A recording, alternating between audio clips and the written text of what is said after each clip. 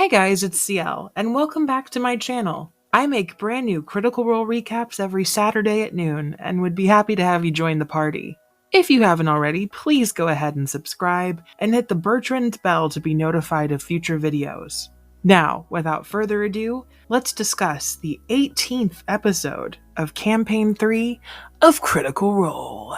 This was a short one, you guys. I'm not Danny Carr, so I don't have the plethora of weird trivia facts that revolve around our favorite nerdy-ass voice actors, but this has gotta be a record, right? I think we clocked in around 3 hours and 15 minutes-ish, giving us East Coasters and those who live abroad a chance to catch some me-me-me-me-me-me's.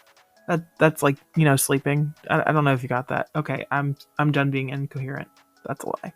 The episode opens with the Bell's Hells awaking to find Fern in the loving and painful embrace of the weird Venus flytrap monster from the episode before. This fight was really scary, and I feel like that's been a very common thread through Campaign 3 so far. I think I literally said that 2 episodes ago. This isn't their first time encountering something with legendary actions. You can tell that Matt is really ramping up the challenge level for some of these creatures, and I'm excited to see how the party handles it. I mean, they just celebrated their 7-year anniversary. They're not D&D babies anymore, and we don't need to wait outside their kindergarten classroom in our car and silently hope they need us and yet, that they don't need us because, we want them to grow up and spread their wings, but we did have a few close calls though. Ashton took nearly 60 points of damage after he was bitten and swallowed by the weird Talmon from Digimon wannabe. However, he's able to escape.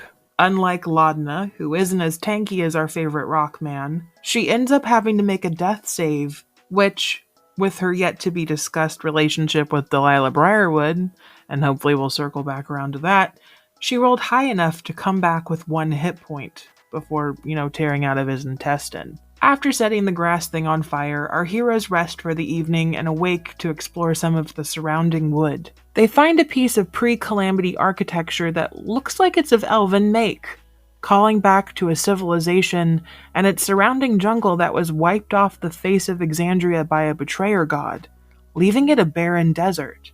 We've heard so much about the calamity, and I would love to have a one-shot or even a main campaign storyline that delves a little bit more into the history and the faces who sealed the gods away.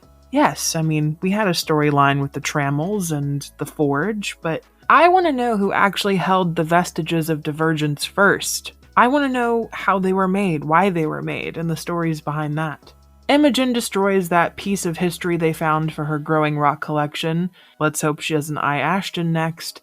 And the group finally make it to the Heartmoor after Ashton purchases a charm bracelet from a group of traveling merchants. I really enjoy that Matt has given Furbolgs a general Minnesotan accent. Well, I think it's a nice flavor to enjoy, ain't no dude about it.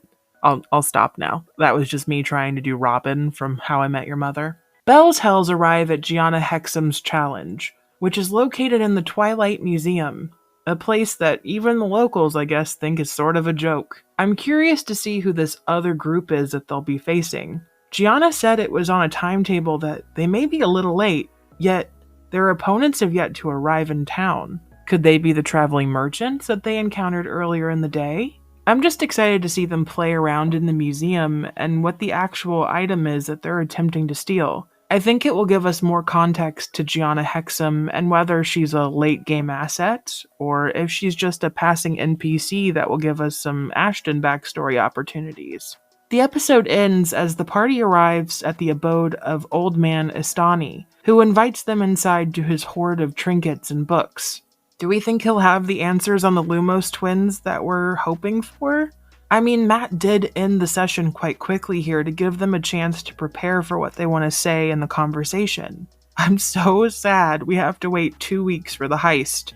Hopefully it will make it all the more juicy. Do you guys want me to recap the upcoming 2-part Exandria Unlimited Kymel series? I have some other Critical Role videos planned that I think would be fun, but I want to know what you guys actually want to see in the off weeks on the channel. Do you want me to follow these one-shots, or do you just want me to go with my whims?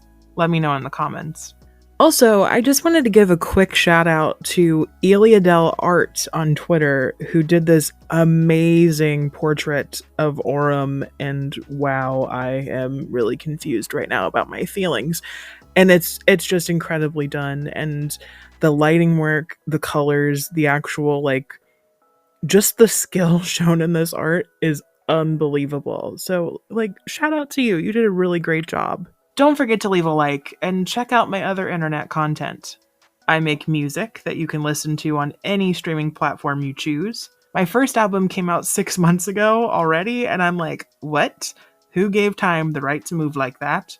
And I also am part of a company called Held Captive Media, where we do podcasts. So go to youtube.com/apilotpodcast to check it out. Thank you all so much for watching.